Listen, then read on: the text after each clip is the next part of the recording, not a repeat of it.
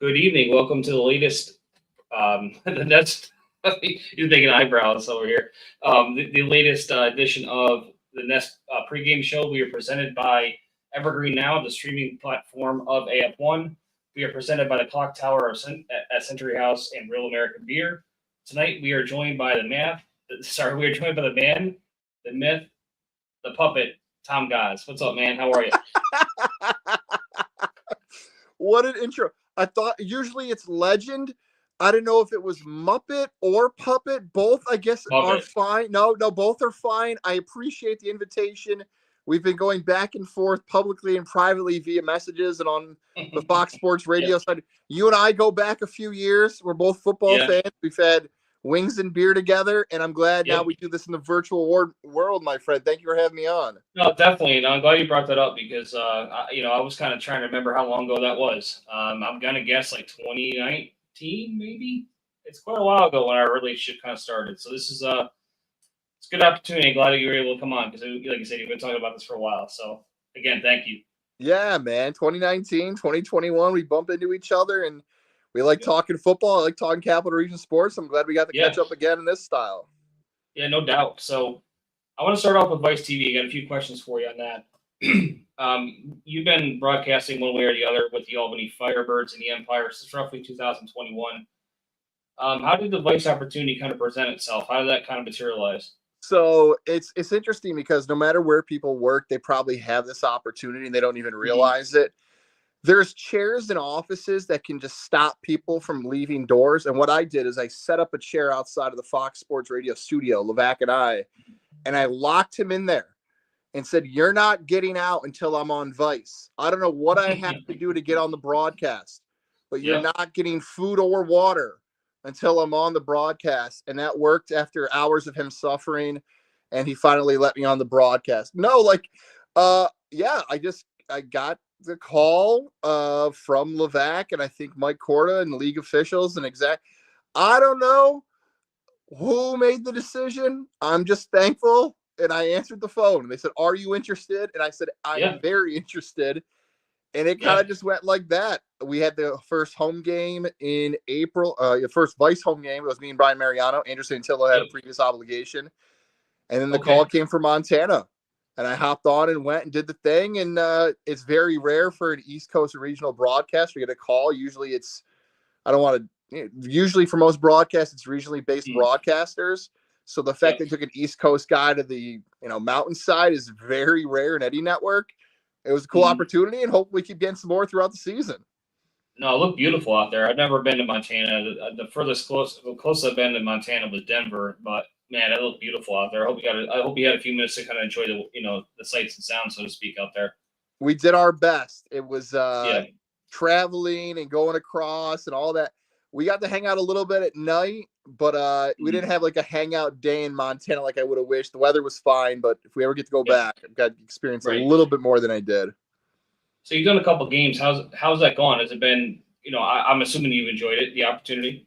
Yeah, it's a lot different than any other, I guess I call them the four major sports: baseball, football, outdoor football, hockey, like basketball. It's such a different layout. The game's quicker, the scoring's quicker, the names, right? 7, 8, 9 guys. That's usually what you might be naming during an offensive set. You might have 30 to 40 in other sports, so you're quickly familiar with who's going to make impact plays and who the names you're going to call are. It's fun. It's loose during the commercials because you always got those promotions going on. It is a different type of broadcast. I smile, and hopefully it comes out on the broadcast, and have more fun doing these type of games than any other sport I've ever broadcasted. Hockey, baseball, basketball, outdoor football. Like, I have more fun doing these games than anything else. No, I think it comes through in the broadcast. You can tell you're not taking yourself too seriously, but taking it seriously at the same time, if you know what I mean. Yeah. So like it comes through like you're enjoying yourself. And honestly, I think with the game, it's certainly not a new game, but a new league, a new audience. I think it's important to give it the fun that it is. You know what I mean? So I think you've done a hell of a job so far over. Thank you. I appreciate that. Thank you. No doubt. You as somebody that has broadcast these games and really been, invested in making sure you knew what was going on. What has your thoughts been on the broadcast in general? with a combination of Vice and Evergreen. I got to give love to the production team. And I know a lot of people will just see what's on their television, whether it's the stream side, the digital side, the television traditional side, and they'll just see that, but I'm telling you, like the production teams that go into this, producers, on field, microphones, cameramen, camera women, on-site television, that's all them. Graphic coordinators, graphic producers. I wish I could be telling you that I do all of those things. Right. I don't. Like, I do my side of it. We're communicating back and forth in the beginning, commercials of getting live endorsements and reads and spots and time. But that's all the production team. So I feel like city to city, regional TV to that. I think it's been great. Like, because you're dealing with different crews. You're dealing with some of the same crew. Everybody's looking for different production. And I got to give a lot of love to the production team because if it didn't look good, social media would let us know. Oh, for that is all right. Like that's all. Yeah, we lived through that last couple seasons. Well, I can't say that with Albany, but the Albany production's always been great. That's never been a question. How important has it been having this coverage for these teams the entire season, not just here or there? Like, how important do you think that is for the product? It's amazing that it's all about consistency, right? Like we're in this world in 2025. We talk about content creation, and you know this with your show that when people are looking for a product, it becomes a part of their schedule. Okay, I got 30 minutes on a Friday. I'm consuming this. Hey, I got 2 hours on a weekend. This is my plan. When that's not there, it discourages people and aggravates people and annoys people. But the fact that AF1 fans are getting the teams they can root for or the league quality content when they want it, it feels still a halfway mark of the season now. Yeah. It's been a huge success and a really smart move by the league to continue to have that process going. So yes, it feels like it's been a really good decision by the communications and marketing teams to do it this way.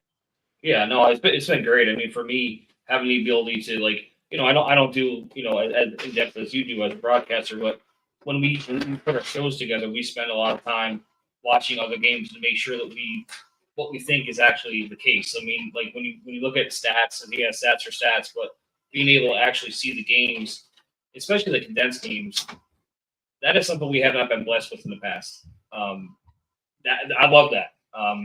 So now the Firebirds have started 5-0. I think that's fair to say that's a fast start. What do you think one of the biggest things has led to the hot start? Special teams and the balance of the team, right? Like I think so often, I don't know if it's young kids not wanting it, maybe it's a focus of younger players not doing special teams as much because of safety protocols and youth sports on kickoffs and kick returns, but the impact of what that is, and even like again, compared to the outdoor game, kickoffs aren't what they were 10 years ago, 5 years ago, 20 years ago. The fact that you have players like Markel Wade who can make plays, Drew Singleton who can make plays, Henry Nell putting up the deuce, having a momentum of point scoring plays that quickly. Plus, and I know I continue to compare this, but I know Albany fans will know this, like the defensive back play of Marcus Smith and Mike Lee, those guys are shutting people down. In AF1, like we're used to 60, 70, 80-point games. The fact that quarterbacks can't move, nobody's open. So those are the two things that have stood out to me this season. The huge impact, the advantage Albany's had on special teams. And I know some Firebirds fans would say in 2024 that could have been a championship swing if it went that way. And how strong the defensive backs are because nobody is open against Lee and Smith so far this season. No, it's been actually absolutely incredible. Like one of the biggest things that I saw right from week one was their ability to communicate. Honestly, with three less guys on the field, communication is even more important than an 11-man game. So to me, that's been the biggest thing that really kind of resonates with me. So taking it, sort of in terms of 180, what has surprised you so far this year? I would say the biggest surprise is quarterback play, and I know that's probably an interesting answer for some people about quarterback play, but like if you look across AF1 right now, like we've seen different names of quarterbacks. Like Danny Southwick is scheduled to get the start for Billings. He's in his 40s. Sam Castronova has been good so far this season, but Sam Castronova, I believe the stats, he's only averaging like 30 plays a game, which is outrageous, right? In that most recent home game, they ran 5 offensive plays midway through the second quarter. And then like happened a couple times. Right. Like, I don't, quarterback plays fine. It's okay. But I think so many people think a quarterback's going to put up 8 or 9 touchdowns and 300 and 400-yard passing games and a run for 2. Statistically, I feels like the numbers have been down. I would think quarterback play would always dominate like the stat line and the box score. It feels like who's the second best quarterback in AF1 or the third best? I don't know. It's hard to find a really good answer. Exactly right. I mean, I would say probably Morton from Southwest Kansas, probably. Sure. Different player, but no, it's a good point. What's one thing that has gone exactly as you expected? I love this answer. The passion from AF1 fans, right? Like, even though the names are different, some of the same similar fans are there. They're rooting for the same teams that have been representing that city. That's what I've loved the most about this league, is that even though the names have changed, what's actually being printed on the field and talked about, it's the fan base roots for that team locally, and they want to care for it. Like, it's keeping the same. They just want to see their favorite local squad compete against local teams and have fun on a weekend and have a great time. So that is stayed the same, which is, I hope that doesn't come off as not being complimentary, because that's a huge compliment. The fact that those fans will rock with their teams no matter what is awesome. That's why I love them. Yeah, no, I would agree. I mean, especially, we're kind of spoiled here in Albany, how special a fan base really is here. But you're starting to see that in other cities too, and that's a beautiful thing. So let's kind of talk about the offensive stars a little bit for the Firebirds. First one being Sam Castronova. Even though, like you said, he's only averaging 30 plays a game, he's still leading the league in 27 touchdowns. Talk about that a little bit. Castronova, this season, maybe more so in comparison to past seasons, getting more of the Josh Allen rub, right? The Josh Allen comparison. Western New York kid who can move and be mobile in the pocket. I don't know if he's more of a veteran now that he's got older. He got some grief years ago that gave him the dad bod nickname, but it's the dad strength now that he is an actual father of children. So Sam's been great.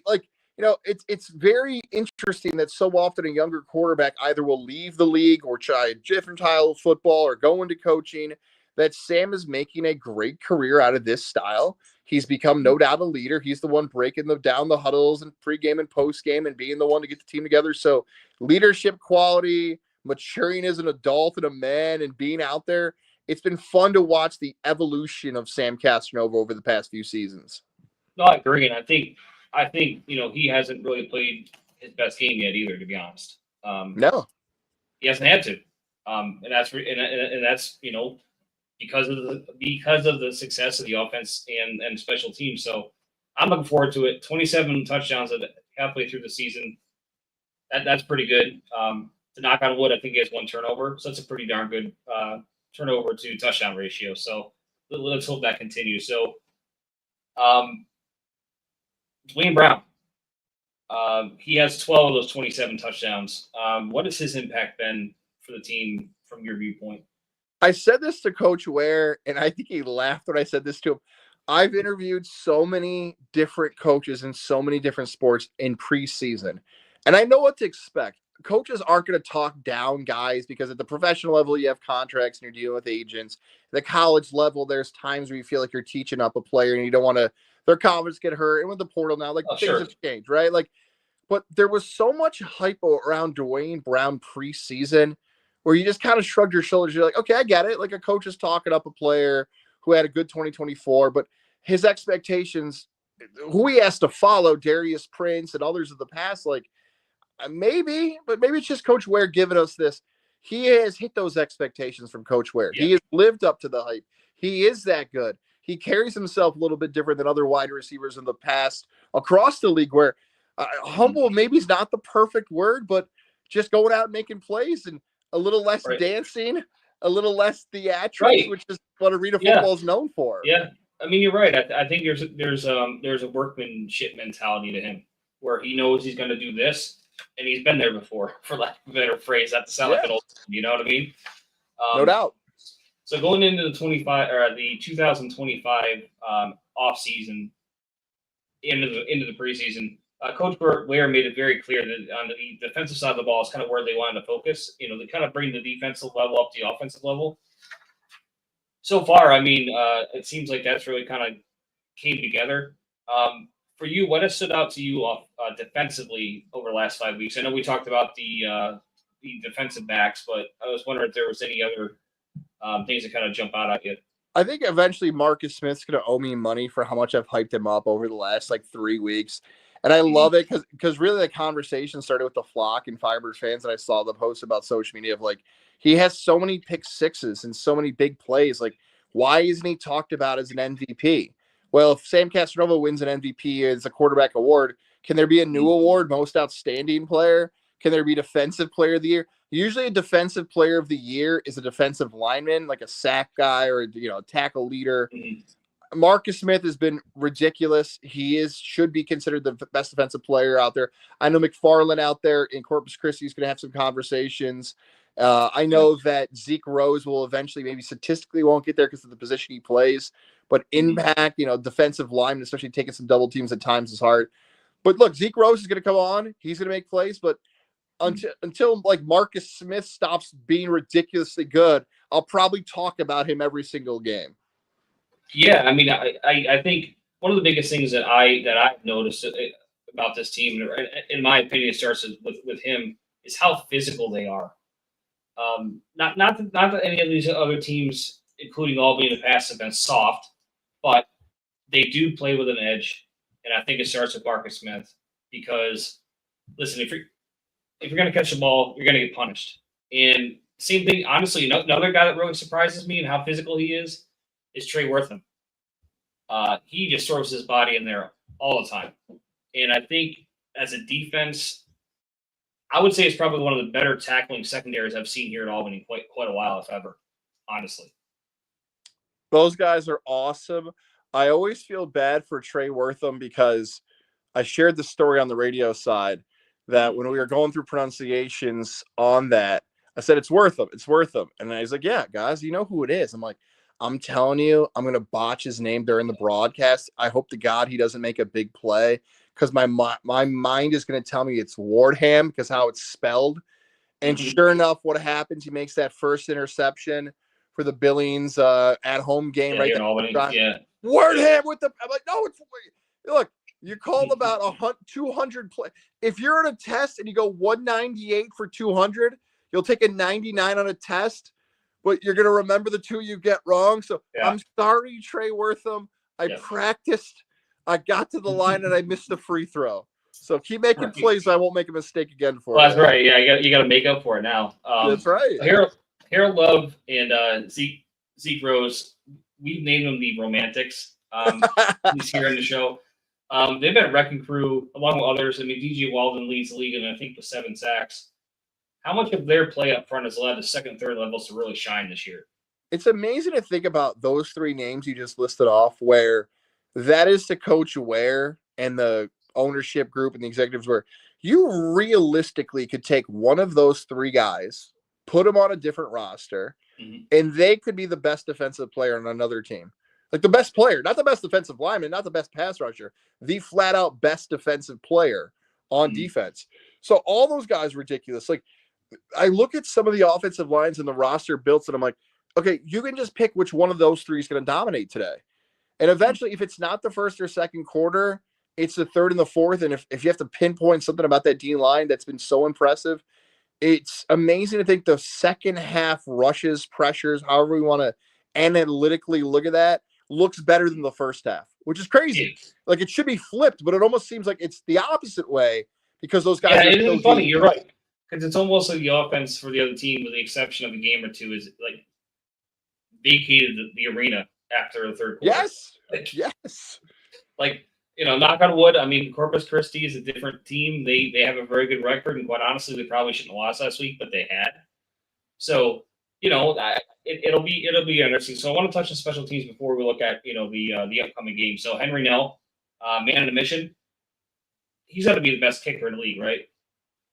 Yes, and it's impactful for that team. Absolutely on fire. Coach Ware hyped him up. Another guy who got a lot of love in camp. Another guy who lived up to the expectations, no doubt. Yeah, I mean, like to me, how critical the hidden points with him being on roster. Like I haven't done the math, but I think on average he probably adds 6 extra points a game at a minimum, I would say. It's almost as if, you mentioned Sam Casanova a few minutes ago, not having his best game of the season. Because Albany has been so dominant early, you almost haven't seen the true impact of what Henry Nell can be, because those numbers 4, 6, 8, like what's the difference? If this was baseball, we talk about WAR, right? Wins above replacement. We don't know the answer to that yet, but we know he has the potential to do that this season. Yeah.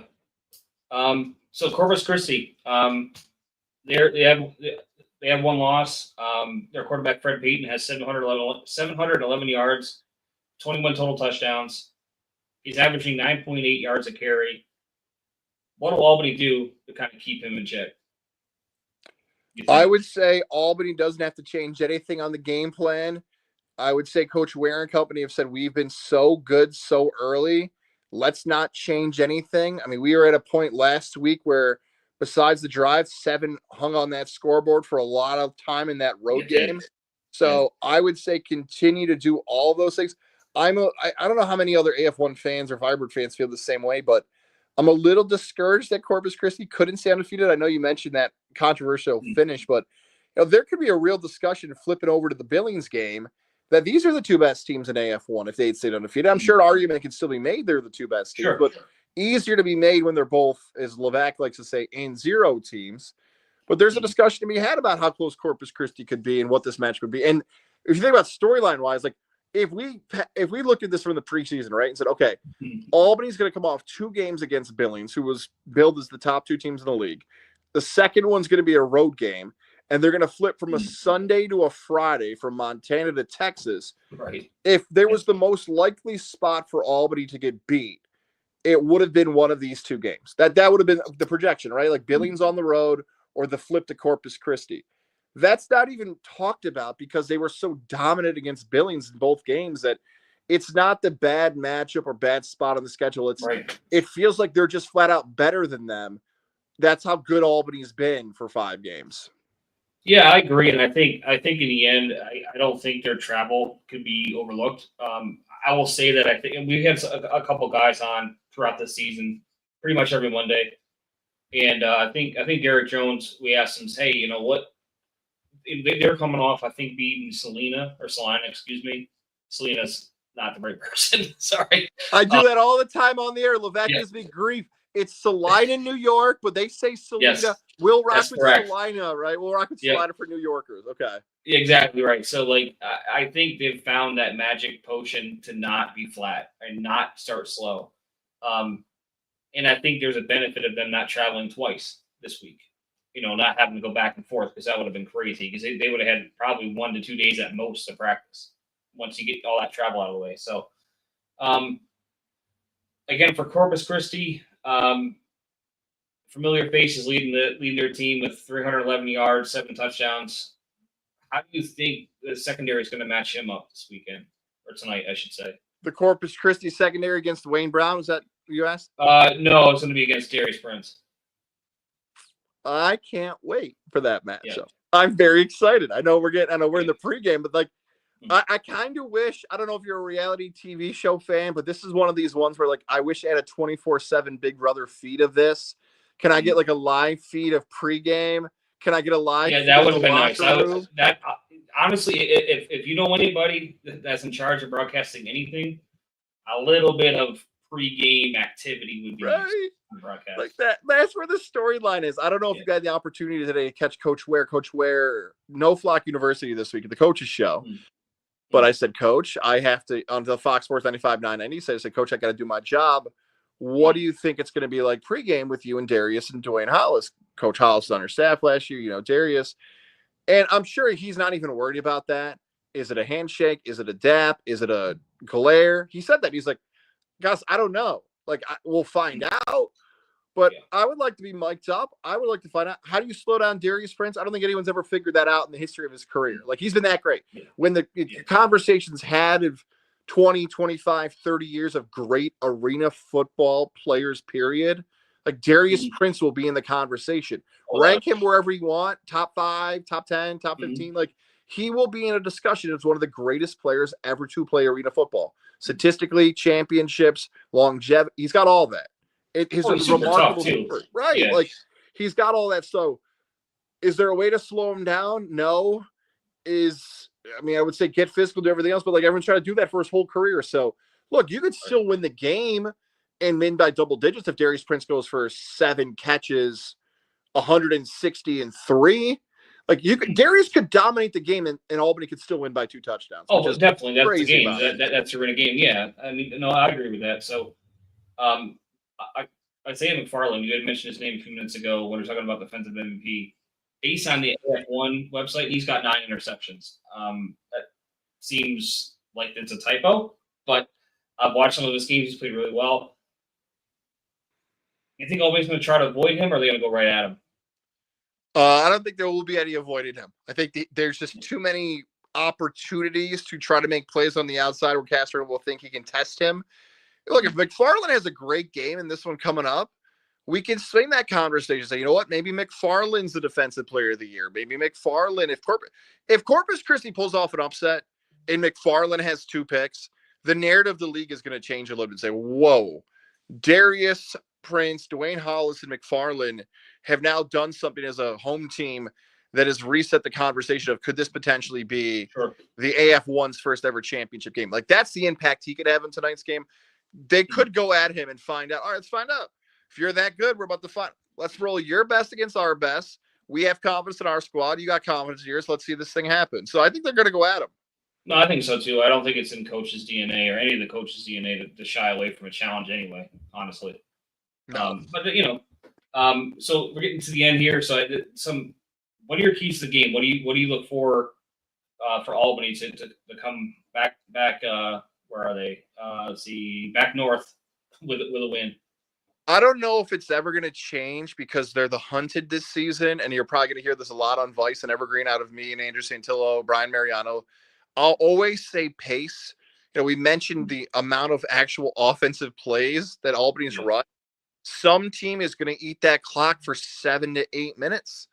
Some team is just going to eat it and be like, the best way for us to beat Albany is not to have them on the field, right? In comparison to outdoor football, how do you beat Mahomes and the Chiefs? Don't let Mahomes have the ball. Outlaws tried to do it last week and it didn't work out for him. Exactly right? Billings just couldn't do it. So pace will always be talked about how quickly you can actually get scores up on the board and how many possessions you can have. The pregame hype. Don't get too excited when you have guys you've played against. Don't pick up dumb personal fouls that'll cost you easy yards and all those things. And play your game in the fourth quarter. Figure out how to manage the clock. Damon Ware's as good as, if not the best in the league at it. So pace of play. Don't get too worked up when it gets emotional during the game, and make sure your clock management's right at the end. Yeah, I think for me, looking at it from a defensive standpoint, I think they got to figure out a way to play both sides of defense, meaning both sides off passing and running, because I would be concerned about his rush per carry average. It seems to me the only air quotes hole in the Firebirds defense is when their ends push up past the quarterback and there's nothing left. So that to me is going to be a key to make sure that these guys don't do too much and just play their zone, play their job. If they do that, I think they come away with a win. I don't think it's going to be multiple possessions, but I do believe Albany's going to get figured out.